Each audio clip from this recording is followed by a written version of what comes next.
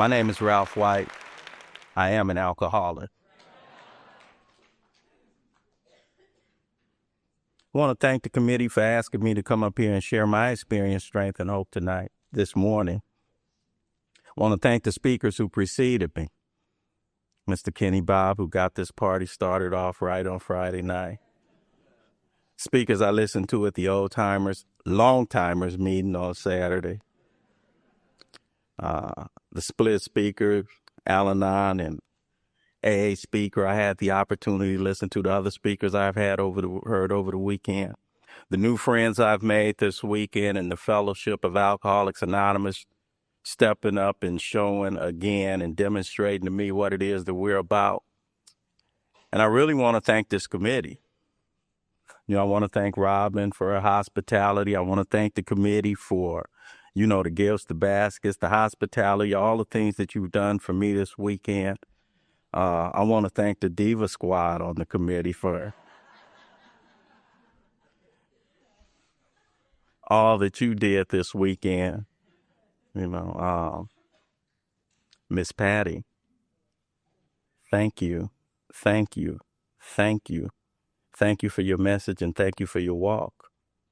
All the people who took the time to stand off to the side with me and share their experience, strength, and hope this weekend, I want to thank you. My good friend Tim over here, the taping. Now I got all the housekeeping out the way. I cannot, forget this one guy. When you get up here sometimes you feel like, and I don't want to make this the Oscar, so I'm going to cut this short,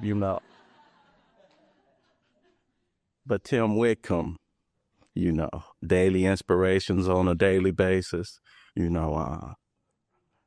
if you do this thing, Alcoholics Anonymous, we have, in Alcoholics Anonymous, we have a logo. It's a triangle inside a circle. Triangle, unity, recovery, and service. And if you really want to experience the gifts and the benefits of this program in its entirety and in its totality, I salute the soldiers in Alcoholics Anonymous, our service junkies, our H&I people, the people who go out and do what's done, not in the light. See, I'm standing in the light right now. I'm at a podium. But we got some service soldiers in here that are in our institutions, that are in our hospitals, that are in the prisons, that are in the jails, that are on Skid Row, that are in the missions, that are carrying this message to the still sick and suffering alcoholic. And I'm glad that we have those soldiers because it is those soldiers who kept the light on for a drunk like me. And they still keep the light on. And I'm grateful. No.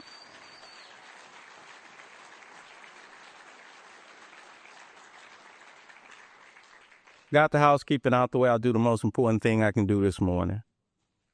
I want to welcome our new friends to the Fellowship of Alcoholics Anonymous. I want to let you know that if you drank like I drank and if you felt like I felt, this is probably the best step you can take from the cradle to the grave.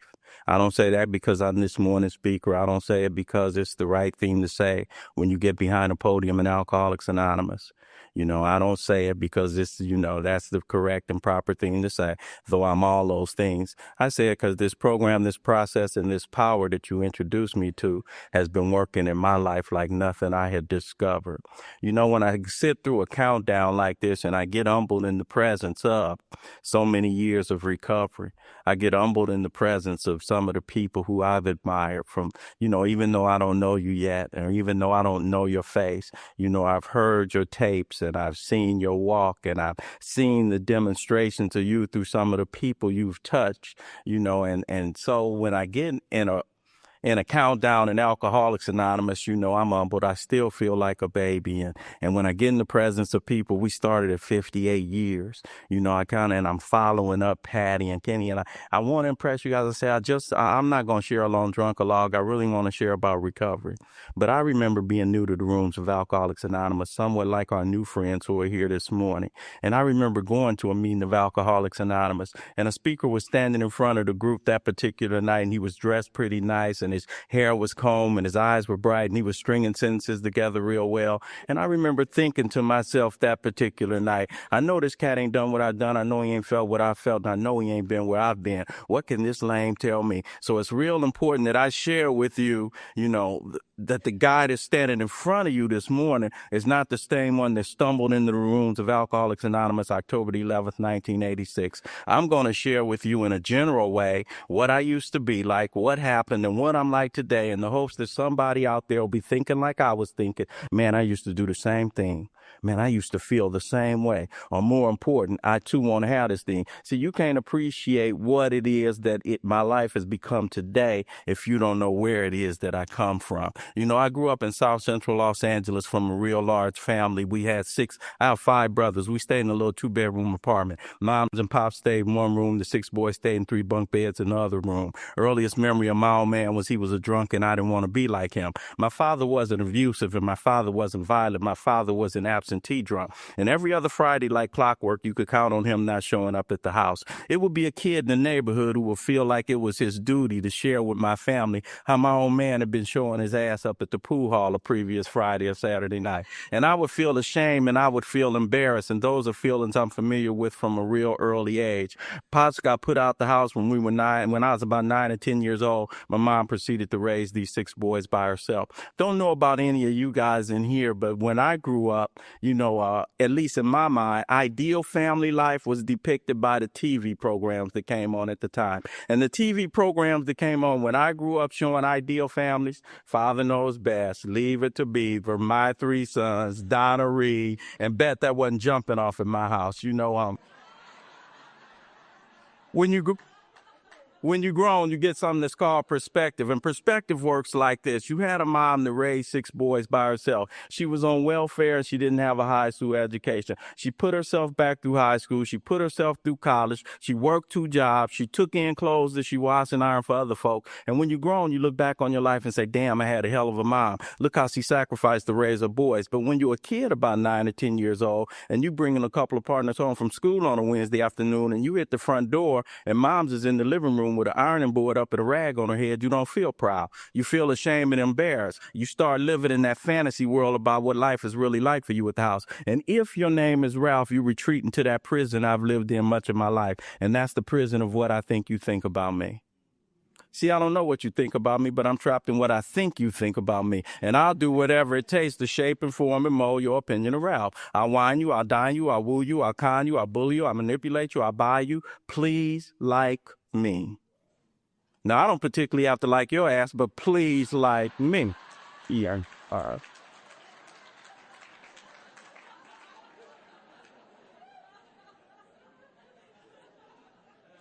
You know, I like to throw a disclaimer out at about this point in the proceedings because somebody's getting confused about what got going on this morning. Somebody is probably thinking to themselves, this guy might be all right, Speaky, looking around the room, making eye contact with everybody. Don't let that fool you. I'm looking for the person whose attention is drifting, look like you going to sleep. I'm going to work on your ass. You'll like me. Relax. Trapped in what I think you think about me. And to our new friends, you'll hear a lot of common themes in the rooms of Alcoholics Anonymous. And one of the common themes you'll hear from a lot of our members is they just never felt like they fit in.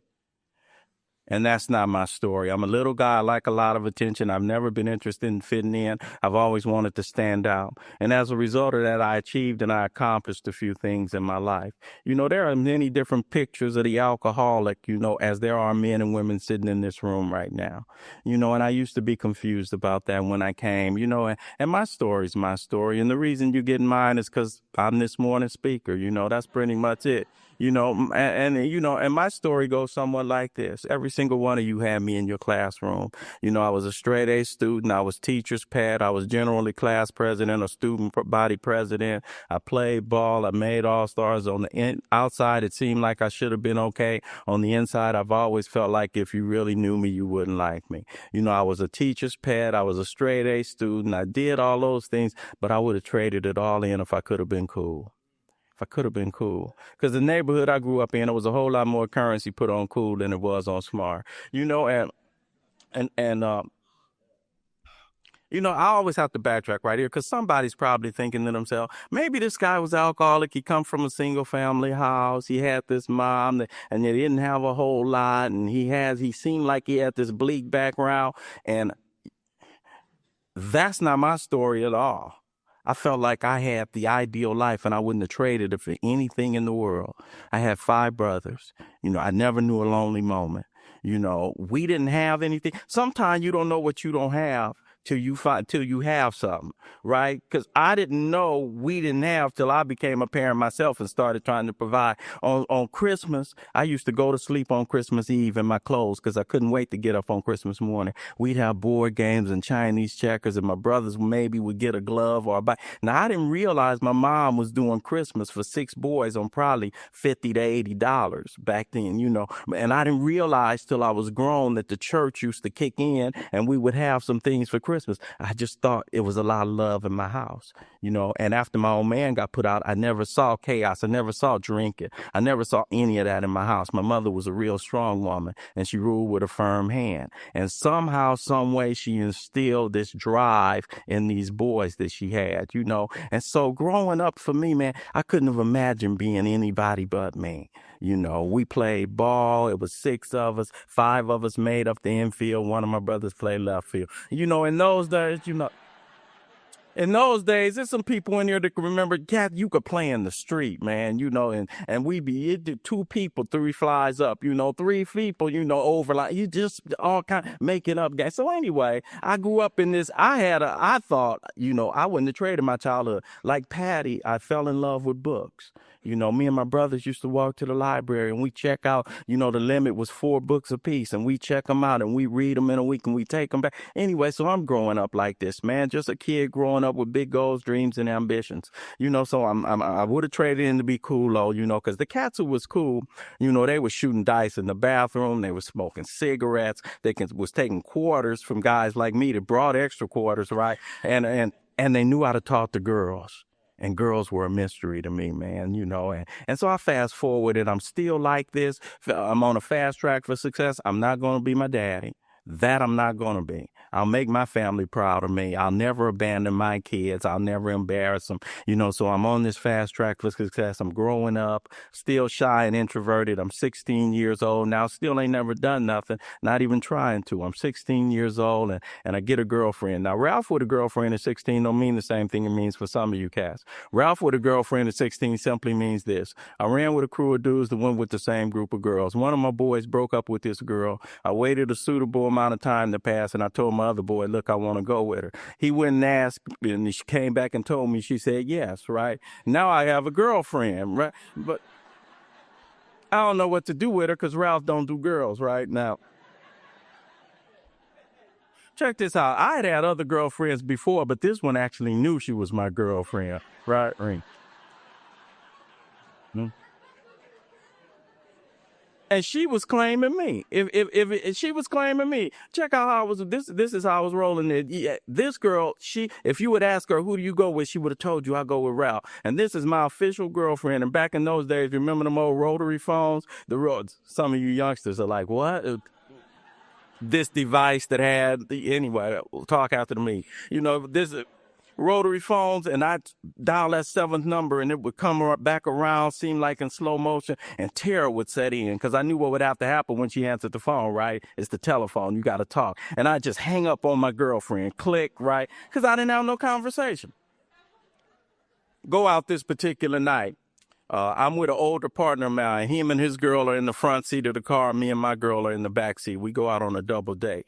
Plastic cup of rum and Coke comes to the back seat this particular night. Drank that rum and Coke down, went down real warm, rushed back to the top of my brain. All of a sudden, Ralph's hands started doing things they had never done. Mouth started saying things that it never said, and I had arrived. Alcohol did for me what I couldn't do for myself. Gave me the courage to do and to be and to say things I wouldn't do, be, and say without it, and I liked it. I liked it a lot. The big book Alcoholics Anonymous talks about me in a lot of places, and it starts talking about me in the front of that book. To our new friends, there's a chapter in the front called The Doctor's Opinion, and they slipped a line in there I didn't recognize or understand a lot of what I read, but the first time I read this line, I understood it immediately. There's a line in there that goes something like this. Men and women like Ralph drink essentially for the effect produced by alcohol. I recognized that the first time. Some of you old veterans sitting in here might be drinking that scotch and be like, I'm scrunching my face up, but I like what it did when it went down.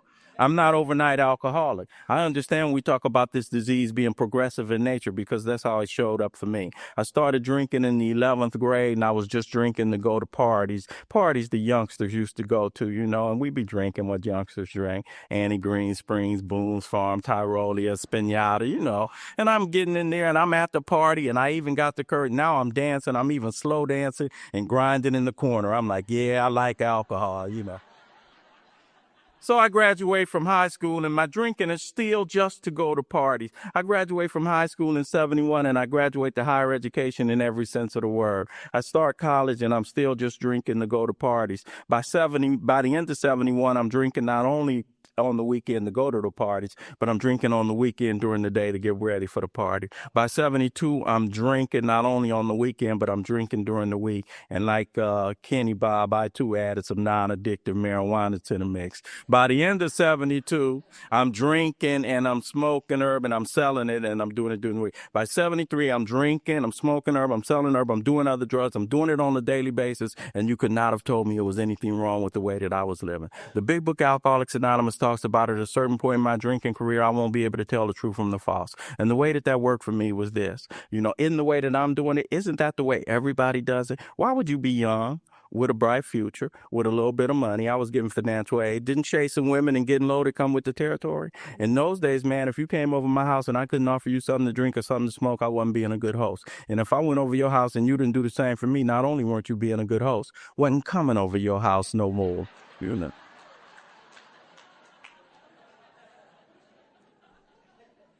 For what? You know, I don't know if it was a simple, no disrespect to our young friends. I'm not talking about our new friends now. I'm talking about our young friends. No disrespect, but I am so glad I grew up at the time that I grew up. I don't know if it was a simpler time, but it seemed like a simpler time. You know what I'm saying? Now in 2006, you got to worry about sexually transmitted disease, AIDS, and safe sex. All that. Man, back in those days, I would go to a club. I'd have a one-question interview for a girl. You get high? If not, next, I don't need to waste no time with where do you work and what's your last name and what's your sign and let's get to the basis of this relationship. You know,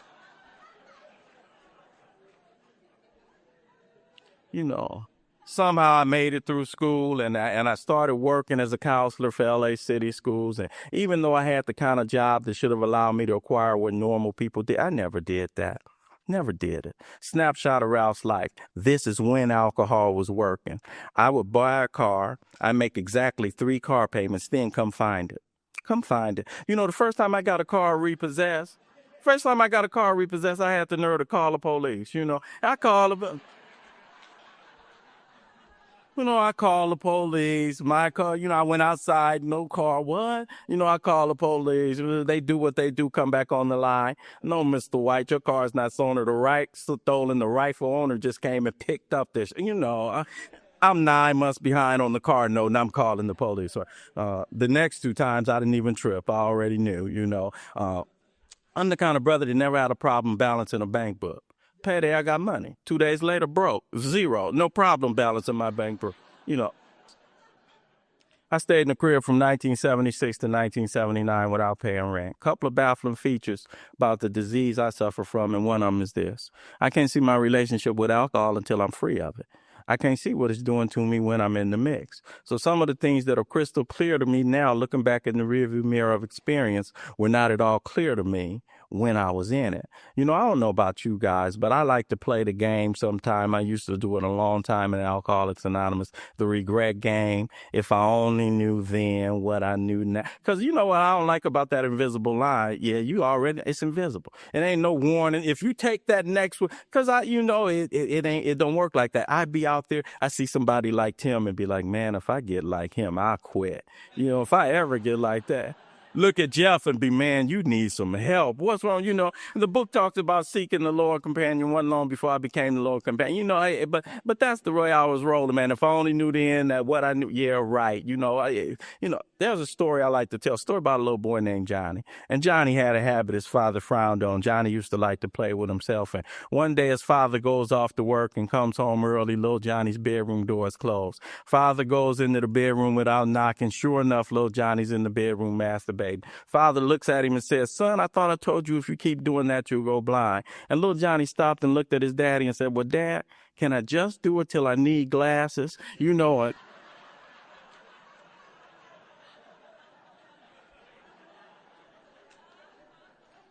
See, I like that. That's an alcoholic story. That reminds me of me in the life. I see you going down. I'm just going, yeah, right. And I can't tell you the moment, I can't tell you the hour, I can't tell you where I was or what I was doing when alcohol ceased to be a luxury for me and became a necessity. Bill's description of the invisible line, but I can tell you that it did happen for me. 1980, I got married on a Saturday afternoon at 1 o'clock. I had a bachelor party the night before my wedding. None of the guys at my bachelor party are getting married the next day. All of them have sense enough to go home at 2 or 3 o'clock in the morning. I'm still at my bachelor party till 7:30 in the morning, right? Me and my brothers, 4 of us made it to these rooms, and I get in the bed. They pour me in bed at 7:30. I get up at 10 o'clock for my 1 o'clock wedding, right? I've just laid on the top of the bed, clothes toe up, right? I just laying on the bed, and I get up for my 1 o'clock wedding, right? And I show up at the wedding, and I'm wobbling in, and I'm supposed to say my own vows at this wedding, and I wobble in there, and my then wife-to-be looked at me wobbling, and she looked at the preacher. She said, scratch the own vows, say the regular on his ass, right? So now my lines are cut to 2 words, and we get into the ceremony, and it gets to me, and I get ready to say I do. I say and threw up. Oh,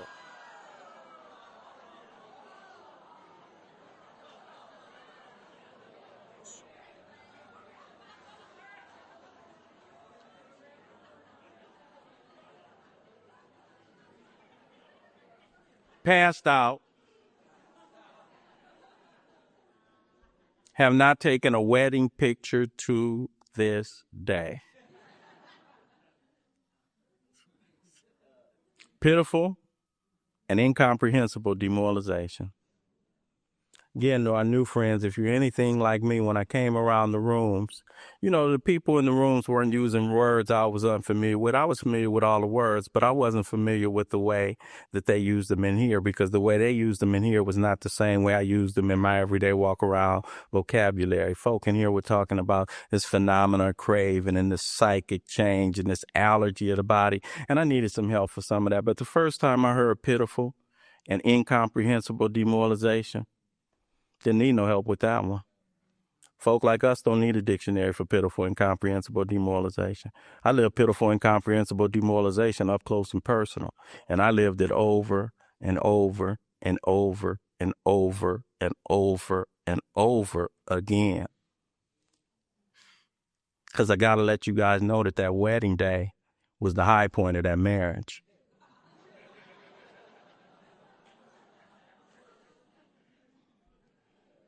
Went downhill after that.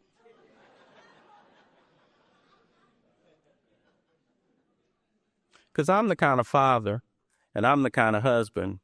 Remember sitting on my living room couch, wife coming out the bathroom real fast, pulling her pants up and going to the dining room table, picking her purse up off the table, clutching it real close to her. She went back to the bathroom.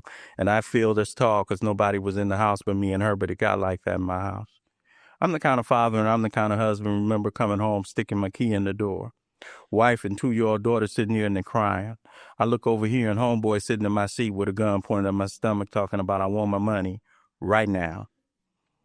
Let me talk to the men for just a minute. Don't know if the rest of you guys ever had those fears and doubts about, do I have what it takes to be a father? Do I have what it takes to be a husband? Because if you in the life, your track record already give you your answer, right? Because what's the father's role and what's the husband's role? To protect and to provide. And it's a cold-blooded feeling, fellas, laying in bed with a woman night after night after night after night, knowing not only aren't you protected, knowing not only aren't you providing, you the one bringing the wolf to the door. See, my house got broken into several times. Each time I pretended to call 77th Division. Each time I knew I was playing a game because they had told me, you're going to give us our money or we're going to come up in there and get it. I'm the kind of father and I'm the kind of husband, remember sitting on my back porch. 2-year-old daughter coming outside pulling at my coat. Daddy, that's my piggy bank. I remember stopping and giving her a shitty grin. Don't worry, baby. Daddy's going to put some dollar bills in here for this change. And I wasn't raised to be stealing from my daughter. And I wasn't raised to be stealing from my wife. But I was an alcoholic with no tools of recovery, and I did what it took to get what I needed to get. I've already shared with you guys that my disease is progressive in nature, and in my experience, it's progressive in a couple of areas. Share one already. Takes more than it used to take in order for me to get the same effect. But my disease is progressive in another area, my behavior. My behavior gets progressively worse. I'm willing to do more readily to chase this thing I discovered. First time I win my wife's purse. If you would hook me up to a poly that particular night, if you would hook me up to a polygraph, I know I would have passed when I said, I'm just taking this money and I'm going to replace it before it's gone because I don't steal. I don't steal. I really don't steal from my family. You know how the line keeps changing. I really don't steal from my family, and I took $40 out of my wife's purse. I had been out doing what I do, came in, looked for some money. She was not hiding the purse. I had never hid it. Took $40, deliberated a long time, said, I'm going to replace this money before she knows it's missing. And I did that, and I went out, spent it up, came back looking for some more money. She had moved the purse. I didn't look too hard for it because I couldn't believe what I had done already. Replace this money before she knows it's missing. 2 weeks later, the same scenario presented itself. Gotten paid, given her some money, went out drinking like I do on payday, staying out all night, and they wrote our book. It was published in 1939, wrote it back in the 1930s, and they knew I was coming in 1986, and they slipped a lot of lines in there about me. And there's a line in there, they say, we don't know why, but the alcoholic could be unable to recall with sufficient force, pain, suffering, humiliation of weeks or even days ago. And that thought of, I'm going to replace this money before it's missing, was replaced 2 weeks later. I didn't deliberate so long before I looked at the purse this time. The idea of replacing the money didn't come up. In fact, it was replaced with a new idea. I said, last time I took $40, came back looking for the rest of the money, and she had moved the purse. This time I'll take all the money out, and that I don't spend up, I'll sneak it back in the purse, right? And I was off and running to hit my wife's purse on a regular basis. I take it on a Wednesday, come back on Monday. Did that one too many Wednesdays, came back one Monday. Suitcase was on the porch. Note was on the screen. The rest of your stuff is at your mom's house. I'm put out of my house. I'm now my daddy. I went to stay at my mom's house back then, and over the course of that next year, my 5 brothers got put out of their respective homes for the same reason, and all 6 of us ended up back in my mom's house.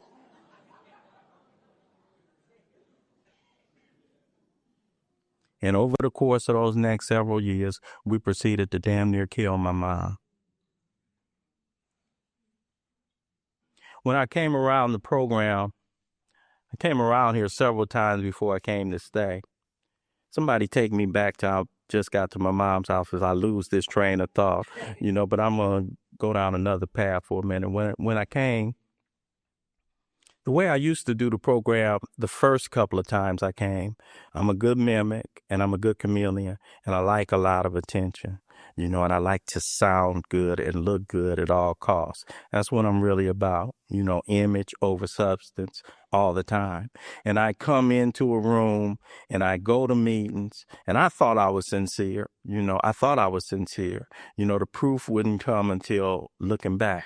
And I'd be at meetings and I'd listen to people share, and I'd listen like I heard Patty last night, and I'd pick out the most profound stuff she said. I'd go to a meeting meeting the next night, make sure Patty's not at the meeting and not too many of you guys. I repeat what she said. I tack on or keep coming back. And I thought because I claimed it from the podium, that would make it true in my experience. And I kept getting loaded, kept getting loaded, kept getting loaded. Did not see myself at all in the big book, Alcoholics Anonymous. In fact, in one of those treatment programs, because you guys read a portion of chapter 5 at every meeting, I knew chapter 5 was the most important chapter. So I would go to my room and I start reading the book at chapter 5. Later on, somebody told me, Ralph, opening the big book Alcoholics Anonymous and starting at chapter 5 is somewhat like going and getting a math book and opening it up to the chapter on algebra. You will look good to know some addition and subtraction and first, and so opening up the big book in the middle, but that's what I did. I never saw myself in the book, never found my story in the book. Read Bill's story, saw all the differences in the book. Bill was an older white gentleman. We don't have that in common. Bill was a veteran of foreign wars. I'm a Vietnam era draft dodger. Bill talks in his story about there had been no real infidelity. Oh, well, miss me on that one too. Bill was a Wall Street stockbroker. Check out how I handle money. We don't have. So I look for all the differences. And when I came back the last time, somebody taught me how to read the big book Alcoholics Anonymous. And they said, Ralph, the same way that you read the big book Alcoholics Anonymous is the same way that you listen to our members share their stories when they get up to that podium or at our meetings. When you read the big book Alcoholics Anonymous and when you listen to our members share their stories, ask yourself 3 or 4 questions. Did I drink like he drank? Did I think like he thought? Did I feel like he felt? Or did I do what he did? And when I read the big book with those questions in mind, it became alive for me. It came alive for me. Because I remember Bill talked about he was a part of life at last, and drink was taking a more and more important part of his life. I got to this major university. I'm running with these people, and I'm running with this fast crew. I had arrived just like he had arrived. Bill talked about the drive for success was on.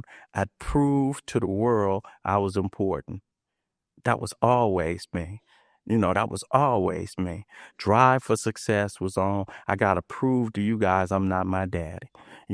My first goal as a kid, I had 2 goals. One, I wanted to play shortstop and wear number 30 for the Dodgers. Maury Wills was my idol. When it got clear I wasn't going to have that career, I had a second goal as a kid. I listened to Patty. Her story was so similar to mine, talking about wanting to be the first female Supreme Court justice. I used to tell people I'm going to be the first black president in the United States. And when I read Bill's story, Bill said he imagined himself the head of vast enterprises. I identified with that kind of grandiosity. So I saw myself in Bill's story all the time once I came and could see clearly. And one of the things I see clearly now, Bill talked about he wouldn't draw a sober breath for 5 years. He got put out his spot. Read it for yourself. He wouldn't, and he talked about being at his in-laws' house and his wife coming home every day with a little bag. When I got put out of my house and went to stay at my mother's house, my mama came home every day with a bag of groceries.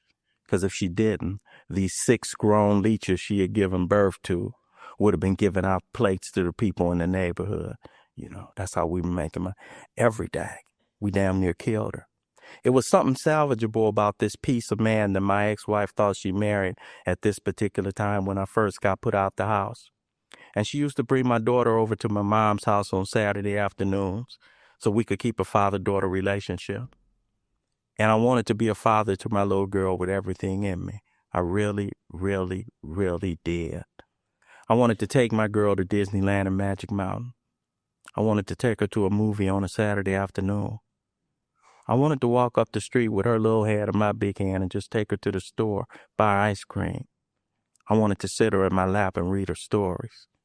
I wanted to tuck her in bed at night, give her a good night kiss. I wanted to get the look from my little girl that I've seen men in this fellowship get. The look like this is my daddy and this is my hero. And the best I could do on those Saturday afternoons was 30 minutes. 30 minutes. I tell my mom something like, I'm going to the store to buy Rain some ice cream. And I would disappear. It would be Saturday afternoon.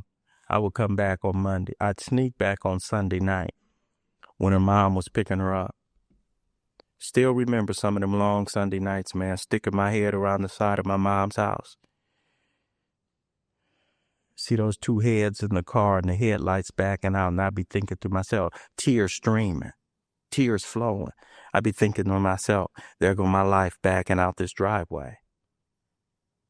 I'd be crying, man. And I've heard a lot of people in the room share about being scared of dying when they were out there. It's not my story. I was never scared of dying. I was scared I was going to keep waking up to the same old thing. Monday the same as Tuesday, the same as Sunday, the same as Christmas, over and over and over again. And I am so glad God don't make misery comfortable. And on October 11th, 1986, I got miserable enough and I got tired enough that I got directed to my fourth program of recovery. And I went to the Harbor Life Center on Skid Row in downtown Los Angeles. 2 days after I was in that program, they took me to a meeting of Alcoholics Anonymous. And a gentleman was standing up in front of that meeting somewhat like I am this morning.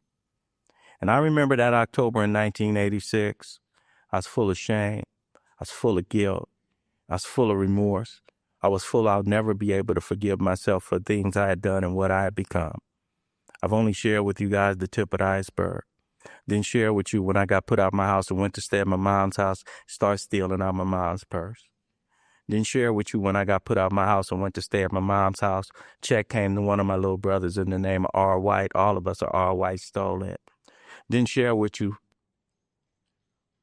when my grandmother gave me $200 to buy her plane ticket for the family reunion. If it wasn't for my mom, my grandmother never would have saw Atlanta, Georgia. Didn't share with you. First time I tried to get sober, my ex-wife got me a job at her job, stole $1,600 from them, ruined her reputation in that industry. Didn't share with you a lot. Suffice it to say, I had a lot on my tip when I came. And a gentleman was standing at the meeting, at the podium that particular night at that meeting of Alcoholics Anonymous. And he was sharing somewhat like I've been sharing this morning. He was sharing about taking from the job, and he was sharing about taking from the family. And I remember sitting out there and looking at him and thinking to myself, yeah, you sharing about doing scandalous things, but you look scandalous. You should have been doing that shit. You know, I'm different. Y'all ain't gonna hear my business. And the speaker seemed like he was reading my mail and knew I was in the room. He dropped something on me like this. He said, if you're sitting in this room right now, you are not responsible for your disease, but you are responsible for your recovery. And you have just now tapped into a source of power much greater than yourself. And you don't have to drink and you don't have to use no matter what, provided you are willing to fulfill some conditions. And he caught my attention. He went on to say, this is the only club you can be a member of where the worse off you are when you get here, the better off your chances of staying. And I got the message of hope. I got the message of hope in the first meeting of Alcoholics Anonymous he took me to. He described to me what I suffer from, that it's something physically different about me than other folk. And see, I don't know about anybody else. We do a lot of sharing. We do a lot of caring. I listened to Patty talk about good sponsorship last night and the need for good sponsorship, you know, and there are lots of things that people bring to the table. I don't have to bring but one element to the table. Can't nobody bring it for me. To our new friends, that's the one can't nobody else bring for me. Not sponsor, not Bill, not Bob, not this morning's speaker, not any of the people sitting out there in those seats, you know. That's the one ingredient can't nobody else bring, and I brought it that morning. A well-whooped ass. I was willing. I was willing. You know, I was willing. And old timers in AA say, we want you when alcohol is through with you. That's the great persuader. I don't spend a lot of time trying to convince nobody of their powerlessness. Alcohol convinced me. And step one is a conclusion I draw based on my own experience. And that last experience I had and that last go round I had, I came up in here, man. I learned some things about my anatomy in those last years too. I found out that when that ass is raw, my mouth closes and my ears open. Curious thing about that phenomena though, when it starts healing, my ears start closing and my mouth starts open. Funny thing, you know, so I needed to be well tenderized so my ears will stay open a long time. I would sit on the front row and the speaker was sharing and seemed like he was talking directly to me. You know, I was listening to him and he was saying there's something physically different about me. And it seemed like he invited me to diagnose myself. Ralph, don't take my word for it. You know, ask yourself, how many times did you say, I'm just going to spend 20? 2020. What happened? Whole paycheck. How many times did you say, I'm just going to stop off over here at happy hour? What happened? Whole paycheck. How many times did you say, I'm going to stop over here at my boy Ken's house? What happened? Whole paycheck. Ralph, did it happen once? Did it happen twice? If your name is Ralph, every 2 weeks from 1979 to 1985, whole paycheck. My experience, not yours, not my sponsor, not nobody else's. My experience abundantly confirms for me when I take one in anything, no matter where I have to go, what I have to do, who I have to see, no matter how great the wish or the necessity, my body takes over and I have to have another. Okay, smart guy, how do you explain stone sober? My car seemed to drive to the LIQ on payday. Second part of this disease, this mental obsession, the obsession that somehow, someday, I'll be able to control and enjoy this magic potion I discovered all those many years ago. Cold one to have. Where is that coming from anyway? The obsession to control and enjoy. Check this out. Anytime I was controlling, I wasn't enjoying. And anytime I was enjoying, I damn sure wasn't controlling. Why am I obsessed with that idea? I can't drink because of my body. I can't stop because my mind refuses to accept that fact. I'm powerless. Third part of this disease, spiritual malady. 12 and 12 describes it sometimes as a soul sickness. And in the big book, Alcoholics Anonymous, it says, Ralph, if you work on the spiritual, the mental and the physical are straightened out. That's what we do in these rooms. To our new friends, that's what this whole program is about. If you're looking for the speaker in front of you this morning that's going to be trying to scare you out the rooms with, oh, if you go back out there, it's still kicking in. Oh, if you'll have another speaker. That's not the message that I had to convey to you this morning. I share with you guys that I did some of everything and what I used to think of as my heyday. And sometimes at the height of it, people used to look at the way I was doing and be like, damn, Ralph, ain't you scared of overdose? And I'd be like, overdose? I'm scared of the deadly underdose. You got to give me some most. So the message of the whole alcoholic of my variety is not the message of fear. The message that the whole alcoholic of my variety, the book describes it as a message that's got to have depth and that's got to have weight. And the message that this morning speaker brings to you that's got the most depth and the most weight is that you're looking at a guy who at 33 years old had given up on life. You're looking at a guy who at 33 years old had not answered anybody's 8 o'clock or 9 o'clock wake up call to go to work in so long, no longer thought I was employable. You're looking at a guy who at 33 years old did not know where his family was living and didn't know what school his little girl was enrolled in. You're looking at a guy who had graduated from a major university in this country, and my job at the end of my drinking was taking the trash out for a 21-year-old who stayed across the street from my mom's house. I was living in the back and sleeping in the back of my mother's garage. I was eating lemons off a neighbor's lemon tree for breakfast, and I stumbled into the rooms of Alcoholics Anonymous, October the 11th, 1986, and the men and women in this fellowship, the fellowship I crave, you love me and you nurse me back to health. You gave me something, a way out upon which we can all agree. And you told me something back then that I didn't believe, couldn't believe. They used to say something then and we still say it now. Let us love you till you can love yourself. Didn't believe that. My last 4 years when I was out there, I never looked at myself full face in a mirror. Never. I took fleeting glances. Couldn't believe what I had become. Couldn't stand what I had become. How you gonna tell me you'll love something like me? Didn't believe it when they said it. If you turn your back on me, I'm liable to go in your purse right now. I stink. How you gonna tell me you'll love something like me? That was before I knew what takes place in the rooms of Alcoholics Anonymous. That was before I knew what happens when the God in you reaches out to the God in me. That was before I knew that in Alcoholics Anonymous, we specialize in loving unlovable people. And you love me, and you nurse me back to health. You gave me something I wasn't looking for. When I came in the rooms, all I wanted to know was how not to spend a whole paycheck every 2 weeks and how to get my ex-wife back in my life. And I got a whole lot more than that. If you're sitting in this room right now and you think this program is just about not drinking and just about not using, you shortchanging the program and you shortchanging yourself. I'm not knocking physical sobriety, don't get me wrong. If you just don't drink and you just don't use, you might stop going to jail on the weekends. If you just don't drink and you just don't use, you might make it home with a whole paycheck. If you just don't drink and you just don't use, you might make it to work on Monday morning. But what this program has to offer is a whole lot more than that.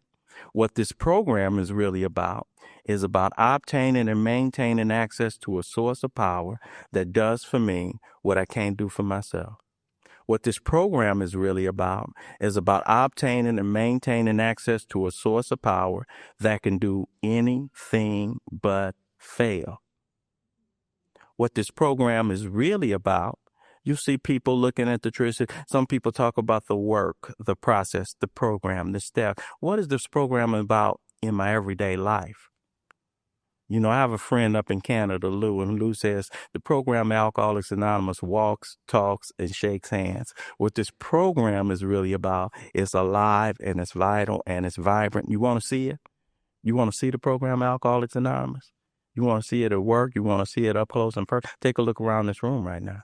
What this program is really about is about taking people like us, drunks and boosters and dope fiends and convicts and con artists, prostitutes, trigs, failures as parents, failures as kids, broken down pieces of men and women who don't have dreams and goals and hopes anymore. This program takes people like us, and I stick one hand in your hand and the other hand in God's hand, and we pick up our beds and we walk out of these rooms as mothers, fathers, sisters, brothers, sons, daughters, employees, employers, role models in our community. This program is about growth. This program is about change. If it's going to be any changes made in my life, it begins and it ends with me. I got the opportunity to work with a lot of men and women in this program. I had a privilege of walking through this thing called life with a lot of men and women. And I don't spend a lot of time with the don'ts in the program. Don't go around these kind of people. Don't go around them kind of places. Don't get in these kind of relationships. Don't do this. Don't do that. Do read the big book, Alcoholics Anonymous, with somebody who has working knowledge and experience with that book. Do go to lots of meetings of Alcoholics Anonymous. Do get a sponsor who has a working knowledge and experience with the steps in their life. Do apply the steps of your life to the best of your ability right where you are right now. Do work with another alcoholic. Do get in touch with a God of your understanding. Then do whatever the hell you want to do. This program is about living. This program is about living. It ain't about losing. And I've been abundantly blessed since I've been in this program, man. That's the message of hope that I carry to you this morning, that you're looking at a guy who had given up on life. And at 53 years old, I conduct myself and I feel like a 53-year-old man does. 13 years ago, another woman asked me to share this thing called life with her. I got all the way down the aisle this time, and I even had her pictures to prove it. You know, I have an 11-year-old daughter at home that one day at a time has never seen her daddy loaded, or one day at a time she never will. I travel a lot. I travel a lot in this fellowship, and I travel a lot at work. I do a lot even at home, going from home during the week. And every time I tell my girl, talked to her on the phone yesterday morning, every time I tell her, Daddy's got to leave and he'll be back such and such a time or date. Check this out. Never seen the flicker of doubt in her eyes like, I wonder if he's coming home. Because she don't know that guy. Daddy's always home. Imagine that. That 2-year-old daughter whose piggy bank I was going in. She's 23 years old right now. And on Father's Day this year, the whole family was standing in Pauley Pavilion. And I watched my little girl throw the tassel to the other side. She graduated from UCLA. And as we were taking pictures, you know, when you new friends, I ask myself a lot of questions all the time. You know, when I was new, I look at you guys who've been on this road a long time, and I say, I bet they don't even remember what it was like to get loaded in the one. I bet they just up there telling, so they really don't really remember, you know. And then and I bet some days they don't even think about the fact they're alcoholic. I bet some days they've been doing this so long, it's like second nature and blah, blah, blah, blah, blah. And it's just so easy and check this out. Everywhere I go, everything I do, everywhere there is nothing. It's like this meeting right here. It's like when I was standing out at UCLA. You know the Verizon commercial where everybody's standing with you? It's like Alcoholics Anonymous is standing with me everywhere I go, everything I do. You know, you guys are just standing standing there, got my back, right? Because I'm standing there and at the oddest times and at the weirdest, you know, just go to a parent-teacher conference. Sometime I leave and I'm crying. Mundane stuff to other folk. You know, and if I say that to one of them other parents, you just don't know who this is doing. What, huh? That's why I still go to meetings 20 years later. Somebody in here understands what it means to just go to a parent-teacher conference. You know, when we were standing there taking the family pictures out of UCLA, you know, and they took one picture with the little girl on this arm and my big girl on this arm. And I remember thinking to myself at that moment, and said, looking at daddy. And as I look back at the pictures now, I get to look for my girls. Like, this is my daddy and this is my hero. That's Alcoholics Anonymous. That's Alcoholics Anonymous. Didn't come here for that. That's Alcoholics Anonymous. You know, my 11-year-old, the things that somebody in here is probably wondering, well, when is this miracle going to happen for me? Everybody else is talking about this spiritual thing and I'm not feeling it. When is it going to happen for me? And it's a looking back experience most of the time. In Alcoholics Anonymous, I have had the privilege and I've had the benefit of a whole lot of stuff. I've had the privilege of the IRS coming after me real tough and wanting $65,000 right now. I've had the privilege of going broke at 16 years sober and moving back into my mother's house. I've had the privilege of standing up at some funerals that I've had to go through. I've had the privilege. Why is that a privilege? Because I've come out on the other side armed with something that I can't get no other way, and that's armed with an experience to work with another man or woman. See, it's some things in here that we do. Somebody in here feels like they're in a real dark place and it just ain't gonna get no better. Somebody in here feels like, God damn, this money situation. And I have a sponsor that says, is it all right now? Not next week. Not if he don't act right by next week. Not if she don't get right by next month. Not if I don't get this money right now. While this long-winded speaker is standing up at this podium, is it all right now? And every right now kept being all right. And when I get to the other side of something, I'm armed with something that's indispensable. See, I did something in my first year and I reaffirm it every year, and I reaffirm it with some people. See, I did something that a lot of folk in here did, and they still do it and they stand on it. God, I offer myself to you to build with me and do with me as you will. Relieve me of the bondages of self that I may better do thy will. Take away my difficulties, that victory over them may bear witness to those I would help. Keystone Alcoholics Anonymous. Take away my difficulty so somebody out there can see God works. God works. God works. Having experience is fine. It's getting experience that hurts so much. Somebody in here just getting experience. Somebody in here just getting experience. So if I say God can handle anything, guess what? Sometime I got to have something for him to handle. Sit, that's all. I get grateful because I stand. Now I start standing because I stand in grace all the time since I've been here. And now you know what happens whenever something seems like an adversity for me. I've been doing this thing long enough that I know whenever I'm standing in what seems like an adversity, get ready for the blessing. It's some people in here that'll tell you. That power is transformational. He'll take what seems like what I think, because the chapter ain't written, but I'm tripping off the page. Don't trip off the page. God's writing the chapter. Just a bad page right now. Removing her because I got something better for you over here. Just get out the way. And that's what has been my experience in here.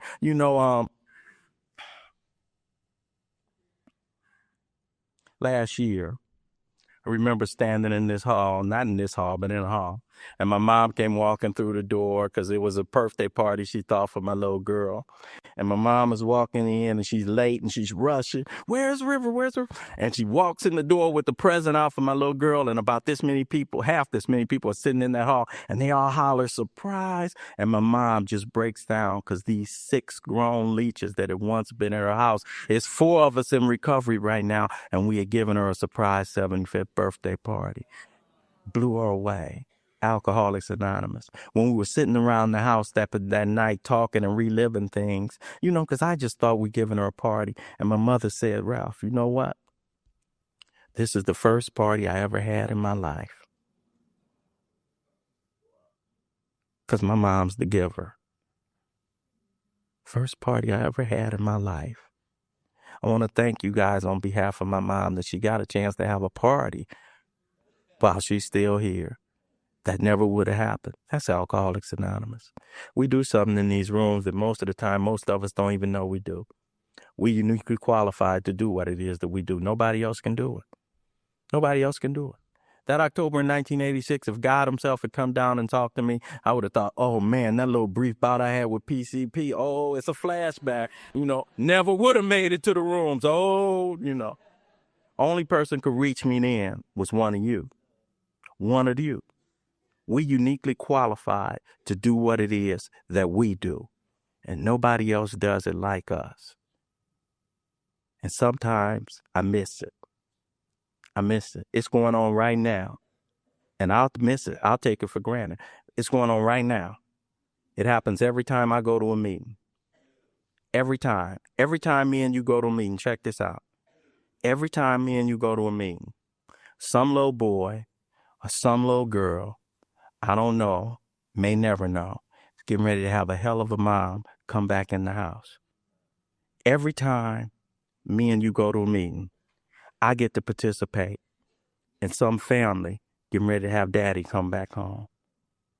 Every time I go to a meeting, I get to participate in some lady or some man getting ready to have a hell of a spouse come in their life. Every time I go to a meeting, me and you get to participate in some employer that I don't know and really could care less about, getting ready to have a hell of an employee come in the workplace. Every time I go to a meeting. Who wouldn't want to be part of a fellowship like that? Share with you guys, I always wanted to do something important. I always wanted to leave a significant mark on the world.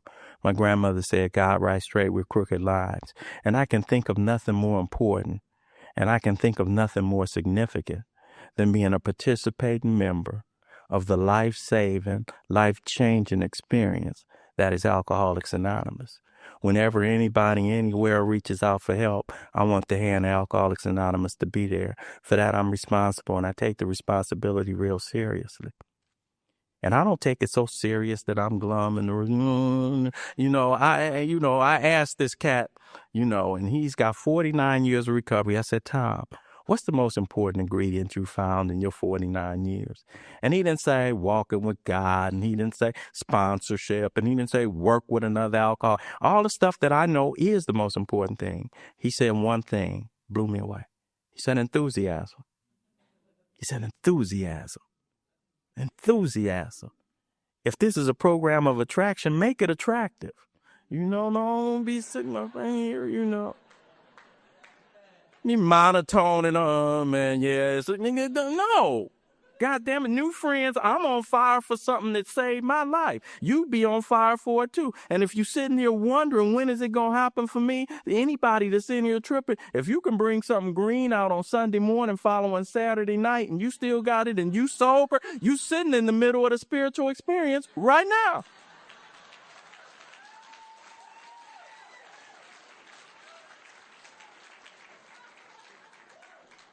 We have a lot of fun in here, and that's why I like these conventions. That's why I like what it is we do. New friends, man, if this wasn't a better way, I wouldn't be doing it.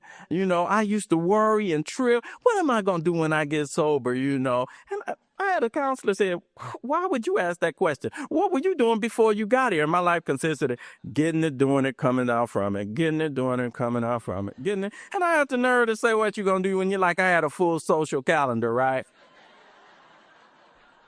I go to Laker games, Dodger games, Angel games. I go to movies. I go to plays. I go to dinner. I go to work. I go to conventions. I go to meetings. I travel. I go to my mom's. I go to PTA meetings. I go to parent things. My life is so full, man. My life is full, and I have a whole bunch of fun doing this thing. Check this out. If you ain't laughing in this program, you ain't taking this program serious enough.